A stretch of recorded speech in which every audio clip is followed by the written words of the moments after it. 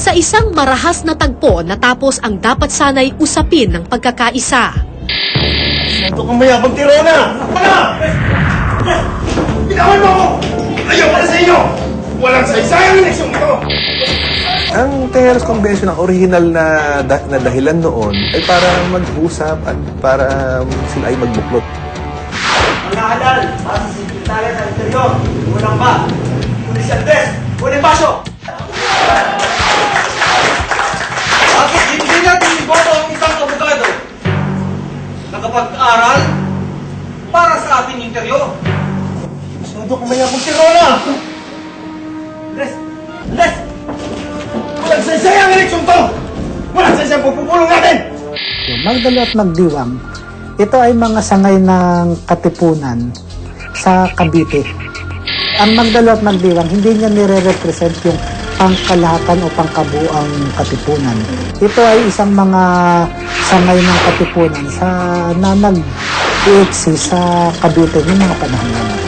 Si Baldomero Aguinaldo nga pala ang leader ng Magdiwang, hindi si hindi si Emilio. Pero dahil siya ang military leader, mas mas angat, mas kilala. Si Mariano Alvarez naman sa Nobeleta, yung Magdiwang, tsuhin siya ni Gregorio de Jesus. March 22, 1897 nang isinagawa ang Tejeros Convention. Kasagsagan pa noon ng gyera at tinutugis pa ng mga Kastila ang mga Katipunero. Kaya importante sa mga Katipunero na magkaroon ng escape route kung sakasakaling matunugan ng mga Kastila na nandito sa Tejeros ang halos lahat ng leader ng Katipunan. Ito yung tunnel na isinagawa ng mga Katipunero. Sundan natin ito. Ang Tejeros Convention daw ang kauna-unahang eleksyon sa kasaysayan ng Pilipinas. Noong magsisimula na yung balloting, nung nomination na for president, meron kasamaan si Bonifacio, sinulat sa maliit na papel, inabot sa kanya. Hinaya na nila ang balota supremo. Nagkaroon ng dayan, hindi naging patas ang laban. Lahat ng nomination, natalo siya, except dun sa isang bagay, dun sa isang posisyon, sekretary ng interior. Noong nagkaroon ng eleksyon, wala siya roon. Nandoon siya sa labanan nasa Salitran, sa Dasmariñas. Bagamat nasa digmaan, si Emilio Aguinaldo pa rin ang nanalo sa eleksyon at itinanghal na pangulo para sa gobyernong revolusyonaryo. Talagang natural choice na siya. Kasi siya ang leader sa unang tagumpay sa Cavite. Hindi lang si Bonifacio, yung kanyang gobyerno na itinatag, matanggal yung mga taong yon at magkaroon ng mga bagong tao. March 22, 1897 nang maganap ang pag-uusap. Saktong kaarawan din ni Emilio Aguinaldo. Ito na rin ang simula ng araw ng pakikipaglaban sa sariling kalahi. Sa unti-unting paglakas ng mga Kastila sa pamumuno ni Gobernador General Camilo de Polavieja sa Cavite, hiniling ng grupong Magdiwang na mamagitan na si Bonifacio sa sigalot nila sa paksyon ng mga Magdalo.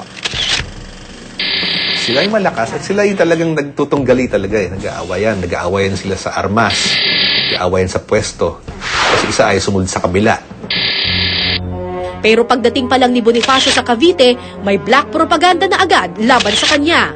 Sinasabing si Daniel Tirona na tauhan raw ni Emilio Aguinaldo ang nagpasimula nito. Si Tirona yung noon pa man. Para talagang gusto nila tanggalin na si Bonifacio pagdating pala sa Cavite. Nagsasalita ng papalabas siya ng mga leaflets na huwag kayong maniwala dyan kay Bonifacio. Ganito. Karaniwang empleyado lang, walang pinag-aralan yun. Wala ka na panalunan na meron pa kapang kailangan na ipakita sa amin na para galangin ka namin bilang leader. Mapahama ka lang dyan, wala na tayong laban. Sumama ka na, Andres. Sa pagpupulong sa Imos noong December 1896, walang kaalam-alam si Bonifacio na may mga plano na pala laban sa kanyang mga Magdalo. Kinakailangan magkaroon ng revolutionary government sapagkat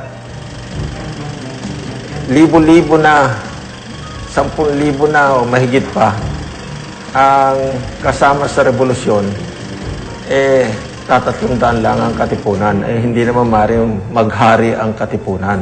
sabi ng mga magdiwang, basta ire-reserva nyo ang posisyon ng Supremo.